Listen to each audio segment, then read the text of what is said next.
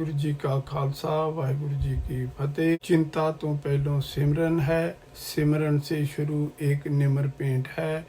जिथे सिख बच्चे सानू याद विच लै जांदे हन, सिर्फ आवाज़ नाल नहीं सगों दिल नाल।